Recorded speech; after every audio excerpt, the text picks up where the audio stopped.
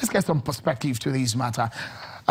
Perhaps some political analysis and a breakdown of what the APC is facing right now, the situation in the party. I have joining me in the studio here a lawyer and a political analyst, Mr. KURTIS ADIGBA. Thank you so much for your time on the program. And from our Abuja studio is APC Chieftain, Mr. CLETUS OBUN. Thank you, gentlemen, for your time on the program tonight. Let me begin with you, Mr. OBUN, from our Abuja studio. Does it look like the party is facing some kind of internal troubles?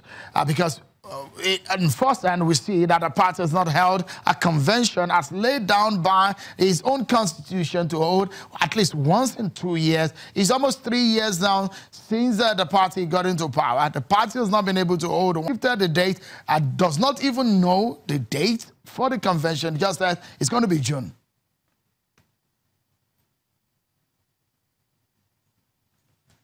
Well, I didn't get the last part of the question, but I am very confident that we are not into a crisis situation. I think some members of the party, especially at the leadership level, party leadership level, have been into some concatenation of intrigues.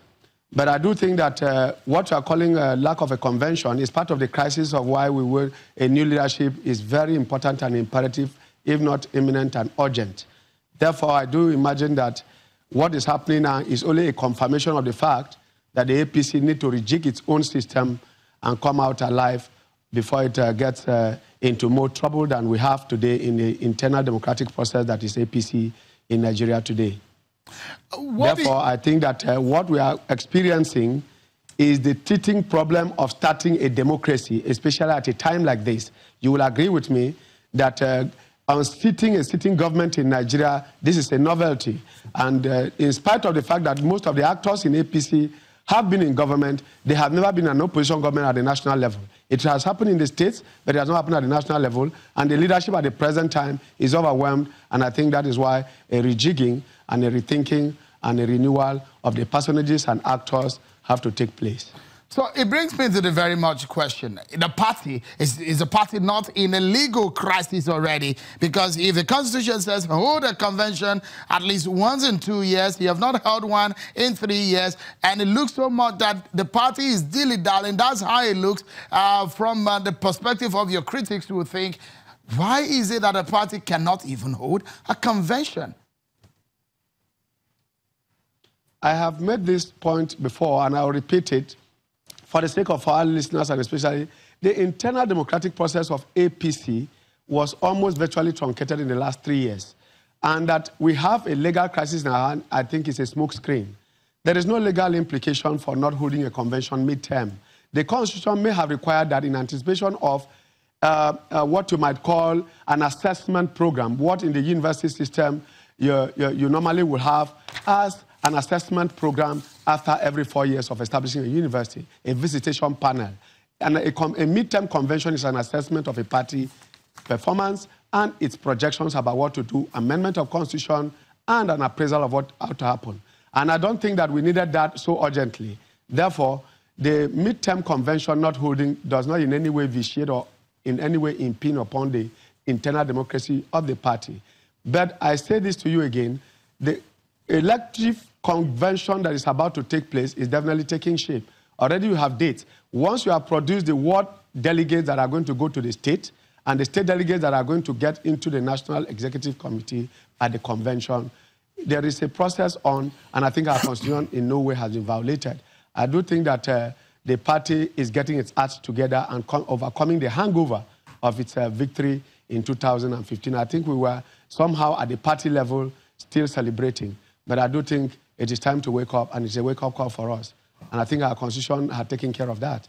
Okay, let's bring in the lawyer here and perhaps someone who understands politics not only in Nigeria but outside of the country. He's also a member of a lobbying political association known worldwide. Mr. ADIGBA, weigh in if you may. The internal politics of a party is also very important, especially for a ruling party.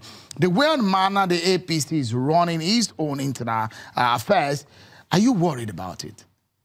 I am worried from two perspectives. Look, we all understand that there's a problem within the party, there are contending forces, but that's even within the party. What about within the governance of the country by the party? That gives me more worry. Look, we have a party that is in power, has got majority in both chambers of the National Assembly, but playing the opposition to the government. I mean, where else in the world do you see these things happen? Where the Senate, where the party is in majority, is playing opposition to the executive, formed by the same party. Is it in one way a good one? Because, I mean, listen, look, shouldn't it put the executive on the toes of, in terms of performance? Look, look, in the National Assembly, you are always going to have the voice of opposition, trying to hold the feet of the government to the fire. That is the purpose of opposition. But you then have a situation whereby members of the ruling party in the National Assembly, all right, have constituted themselves into the opposition of the same party and then allowing members of the opposition to run riot in the National Assembly, holding the administration formed by the same party to ransom. That's worrisome. Is it a question of the structure of the party? Fine. On one hand, Mr. OBUN is saying, look, it's a party that does not experience rulership at the center. That's on one hand. Does this speak about the handling of the leadership of the party itself in terms of how the party can garner support within its own base? Look, the fact is that both the administration of the party as a party itself, and the governing process put in place by the party is faulty. And that is what we are saying. What do I mean? You don't have a situation where the party is seen as supreme by the members of the party who are in government, okay? And that is because they either don't trust the political party that they belong to, or that the structure of the party is not working sufficiently enough to bring them together and ensure that the agenda of the party for the country is carried out. Because I will remember the politics of the UPN. Remember also, I mean, even that UPN is some decades away. Let's look at what happened in the PDP when ADIGBA was the chairman of the PDP and when Olusegun Obasanjo was the president at the time. ADIGBA seems to be a very strong party chairman at that time, when a lot of people say it was one moment when the leadership of the party will stand and tell the government in power what to do and the way to go. But does it look like the APC has that kind of structure? Or what exactly do you think is a major problem? Look, here's the issue.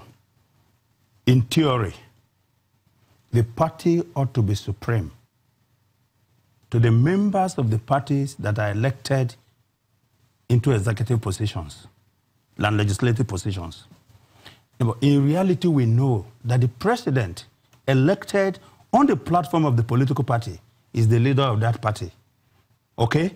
And so if the party is having problem of internal democracy and not being able to rally its members together, okay, then something is not right within the party. All right. Now, look at South Africa, for instance.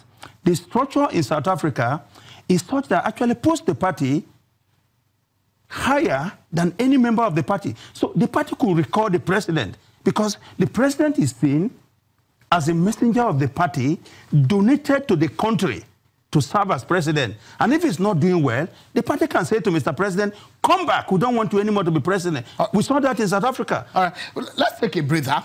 And when we come back, there's a contestation that a lot of people are looking at. In the top job of the APC, well, there are two men who are gunning for that state. One, well, there are a lot of talks about whether or not he will recontest or not. Both of them are from Edo State. It's a battle of Edo. When we come back, we'll discuss that. The internal politics of APC. Join us again, everyone.